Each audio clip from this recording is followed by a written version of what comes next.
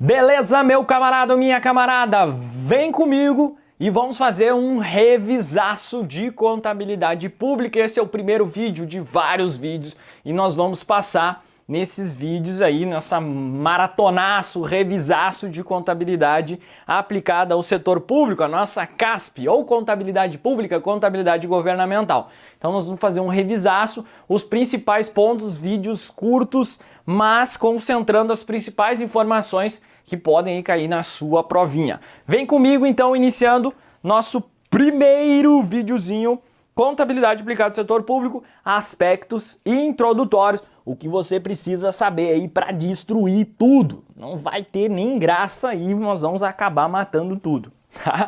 Conceito, galera, o que é a contabilidade pública? É um ramo da ciência contábil.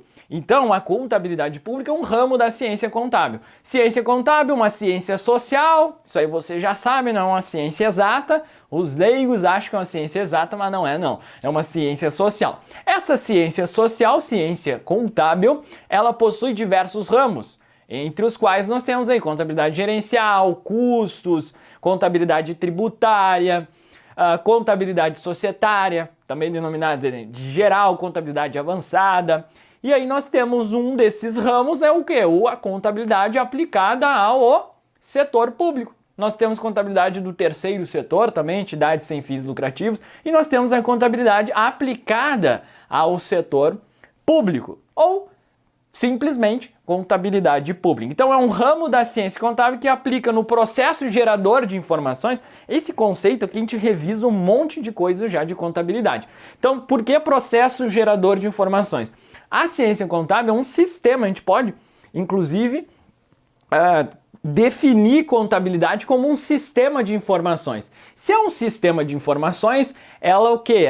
Qual é o objetivo final da contabilidade? Fornecer informações. Então, nesse processo gerador de informações, a contabilidade pública aplica os princípios de contabilidade e as normas aplicadas aqui no contexto do setor público, aos princípios de contabilidade e as NBC-TSP, Normas Brasileiras de Contabilidade Técnicas do Setor Público. O que mais que fala ali? Direcionados ao controle patrimonial de entidades do setor público. Controle patrimonial também é um dos objetivos, uma finalidade meio para atingir o objetivo final. Controle do patrimônio para fornecimento de informações que sejam úteis aos diversos usuários para fins de o tripézinho lá da estrutura conceitual. Prestação de contas, para que o gestor possa prestar contas. Segundo, para a responsabilização, para que os órgãos de controle venham e responsabilize, para aquele que está tomando as contas do administrador público, vai lá e consiga, com base nessa documentação, nesse suporte documental, responsabilizar aquele gestor que desvia, da finalidade pública.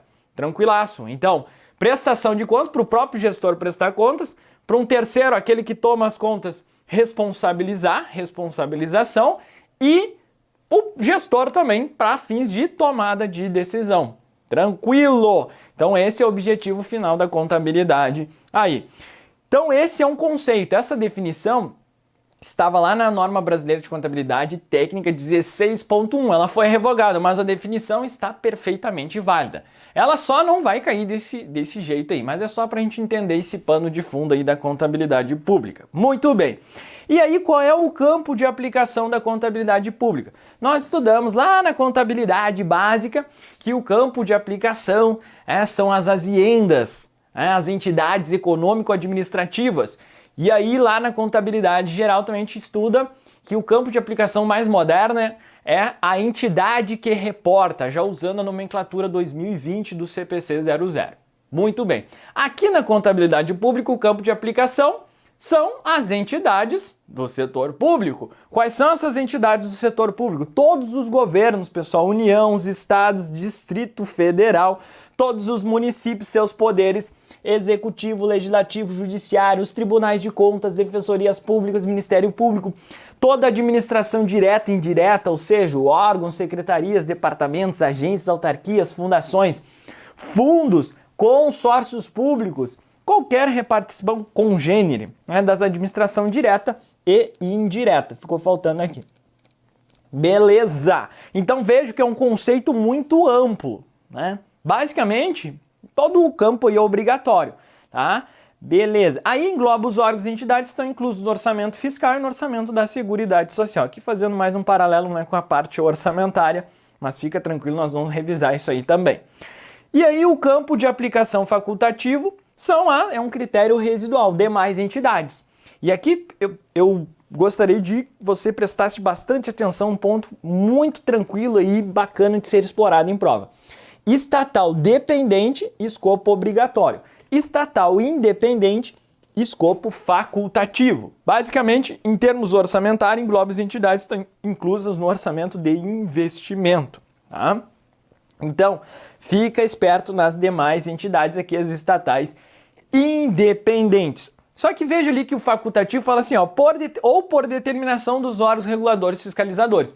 Então quer dizer que um órgão regulador, exemplo, uma comissão de valores mobiliários, ela vai lá numa estatal independente, uma Petrobras, por exemplo, né, listada aí no mercado de capitais, aí vem a CVM e fala, olha, para fins de tal e tal coisa, você precisa aplicar as normas brasileiras de contabilidade técnicas do setor público. Então a CVM, por exemplo, pode determinar a Petrobras, que é uma estatal independente, aplicar as normas de contabilidade pública. Segundo exemplo, um órgão fiscalizador. CVM é um órgão regulador, regula o mercado de capitais. Um órgão fiscalizador, um Tribunal de Contas. Então o Tribunal de Contas da União pode vir e falar o seguinte, olha, Sistema S. Por que eu estou dando exemplo do Sistema S? Porque aconteceu isso, um acórdão do Tribunal de Contas da União determinou ao Sistema S, SESI, SESC e SENAI, que apliquem obrigatoriamente as normas brasileiras de contabilidade técnicas do setor público. Tá? Inclusive esse é um exemplo prático e pode inclusive ser cobrado em prova aí. Perfeito? Então 2 campos, obrigatório, engloba tudão, entidades do setor público. Lembra das estatais dependentes, tá? Aquelas que precisam, depende, o próprio nome já diz, depende dos recursos públicos para pagar lá a folha de pessoal, a sua vida vegetativa administrativa. Perfeito. Estatais independentes, escopo facultativo, né, e demais entidades. Agora, pode, por determinação do órgão regulador fiscalizador, vir e determinar, a exemplo do que ocorreu em 2019, o TCU determinou para o Sistema S, somente o Sistema S, não são todos lá, é só o Sistema S, SESI, SESC, SENAI, então esses carinhas aí eles precisam aplicar por determinação do Tribunal de Contas da União. Então campo de aplicação, passamos a régua, próximo ponto introdutório é o objeto.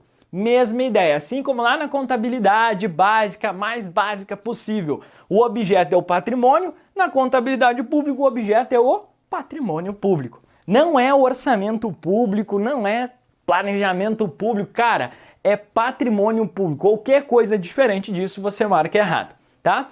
Mas e aí? 2 perguntas. O que é o patrimônio público? O que compõe esse patrimônio público? Bem, então, para a gente fechar aqui esse videozinho introdutório, então, o que é o patrimônio público? Conjunto de bens, direitos e obrigações. Bens e direitos, parte positiva. Mesma ideia lá da contabilidade, né, introdutória, básica. Então, patrimônio, isso aqui que é o patrimônio público. Conjunto de bens e direitos e suas obrigações. Tá? E o que compõe esse patrimônio público? Todos os bens e direitos, ativos, passivos. Né? Basicamente é isso aí. E nós vamos estudar essas definições na sequência. Bem, ainda nesse ponto de patrimônio público, pode ser cobrado aí a questão, né, dos bens públicos. Então nós temos aí os bens de uso especial. Então lá aquele prédiozinho da prefeitura e do seu município é um bem de uso especial, está afetado a uma utilidade, a uma finalidade pública. Qual seja, nesse exemplo, as finalidades administrativas lá da prefeitura, cobrança de tributos, enfim, né, pagamento, setor da licitação, setor de pessoal. Né? Então, afetos, bem de uso especial. Bens dominicais que não estão afetados a uma determinada atividade. Então, é um terreno lá do seu município que está lá, né, esperando receber um distrito industrial, por exemplo, mas por enquanto não está afetado. Então, esse é um bem dominical, um bem dominial. Essa definição está prevista lá no Código Civil, tá? Então, bens públicos, pode aparecer aqui. Então, bens de uso especial, dominical. E qual é o terceiro? Já deu um branco aqui, né? Bens de uso dominical, bens de uso especial. E o terceiro? Alguém ajuda aí. Me esqueci, velho. Pasmem. Mas enfim, vai rolar. Bens de uso especial, dominical e... especial, dominical e... Caramba, velho, deu um branco. Afeto, não afeto...